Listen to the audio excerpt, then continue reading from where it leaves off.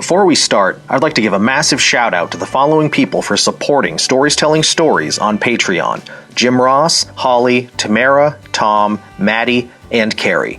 Thank you so much for your support. If you'd like to help support the show and hear your name listed before future episodes, head on over to patreon.com/storiestelling-stories.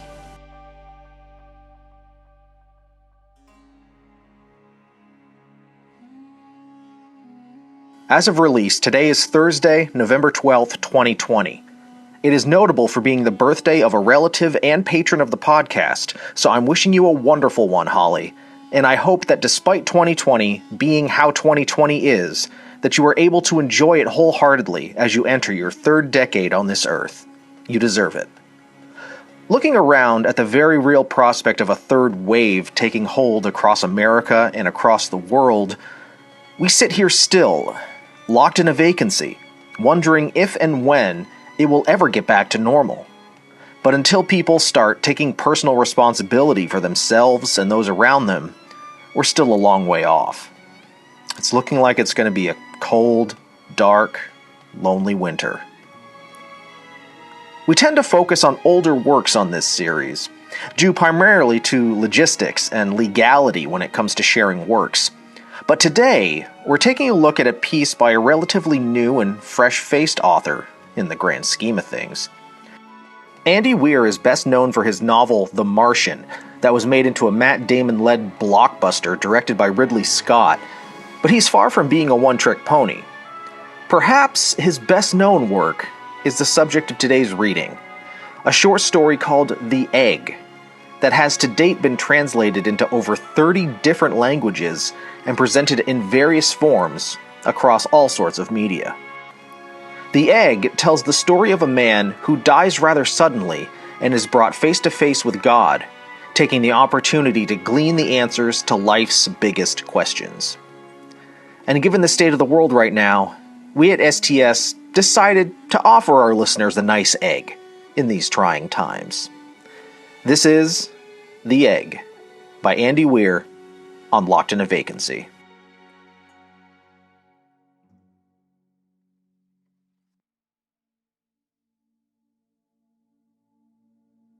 You were on your way home when you died. It was a car accident. Nothing particularly remarkable, but fatal nonetheless. You left behind a wife and 2 children. It was a painless death. The EMTs tried their best to save you, but to no avail. Your body was so utterly shattered, you were better off. Trust me. And that's when you met me.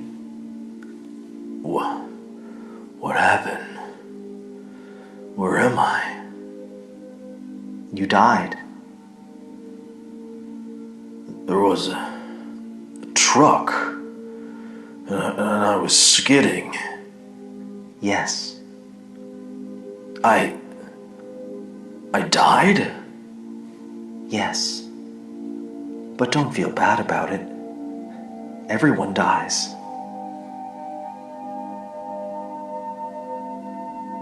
What is this place? Is this the afterlife? More or less. Are you God? Yes. I'm God. My kids.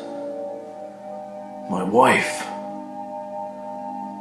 What about them? Will they be all right? That's what I'd like to see. You just died, and your main concern is your family. That's good stuff right there. You don't look like God. You just look like some man.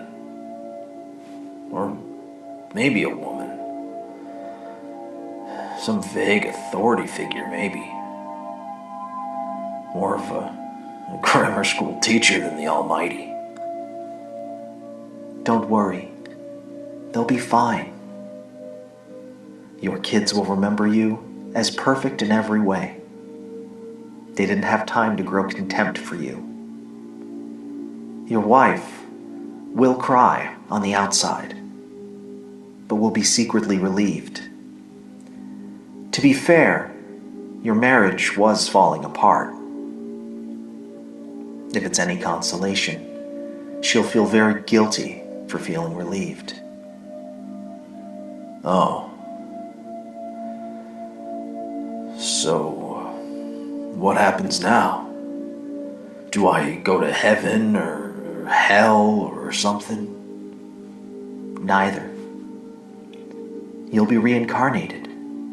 Ah. So the Hindus were right. All religions are right in their own way. Walk with me. Where are we going? Nowhere in particular. It's just nice to walk while we talk. So, what's the point then? When I get reborn, I'll just be a blank slate, right? A baby. So all my experiences and everything I did in this life won't matter. Not so. You have within you all the knowledge and experiences of all your past lives. You just don't remember them right now. Your soul is more magnificent, beautiful, and gigantic than you can possibly imagine. A human mind can only contain a tiny fraction of what you are. It's like sticking your finger in a glass of water to see if it's hot or cold. You put a tiny part of yourself into the vessel, and when you bring it back out, you've gained all the experiences it had. You've been in a human for the last 48 years, so you haven't stretched out yet and felt the rest of your immense consciousness. If we hung out here for long enough, you'd start remembering everything. But there's no point in doing that between each life. How many times have I been reincarnated then? Oh, lots. Lots and lots. And into lots of different lives. This time around, you'll be a Chinese peasant girl in 540 AD. Wait, what? You're sending me back in time? Well, I guess technically, time, as you know it, only exists in your universe. Things are different where I come from. Where do you come from? Oh, sure. I come from somewhere. Somewhere else. And there are others like me. I know you'll want to know what it's like there, but honestly, you wouldn't understand. Oh. But wait, if I get reincarnated to other places in time, I could have interacted with myself at some point. Sure. Happens all the time.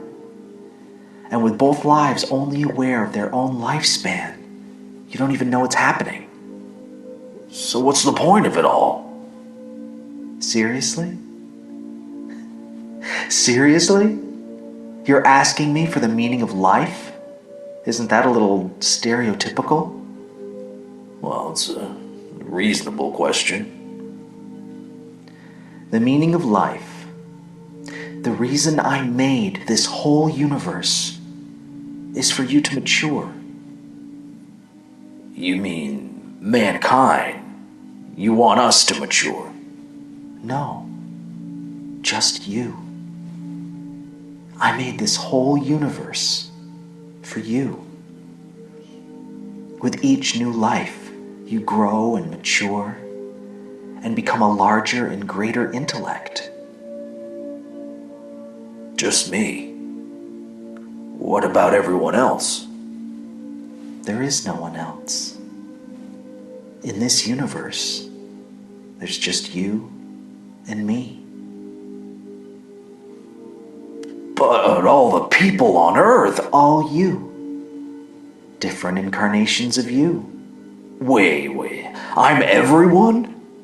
Now you're getting it. I'm every human being who's ever lived. Or will ever live. Yes. I'm Abraham Lincoln. And you're John Wilkes Booth, too. I'm Hitler. And you're the millions he killed. I'm Jesus. And you're everyone who followed him. Every time you victimized someone, you were victimizing yourself. Every act of kindness you've done to yourself. Every happy and sad moment ever experienced by any human was or will be experienced by you. Why? Why do all this? Because someday you will become like me. Because that's what you are. You're one of my kind. You're my child. Whoa. You mean I'm a god? No, not yet. You're a fetus. You're still growing. Once you've lived every human life throughout all time, you will have grown enough to be born. So this whole universe, it's just an egg. Now, it's time for you to move on to your next life. The end.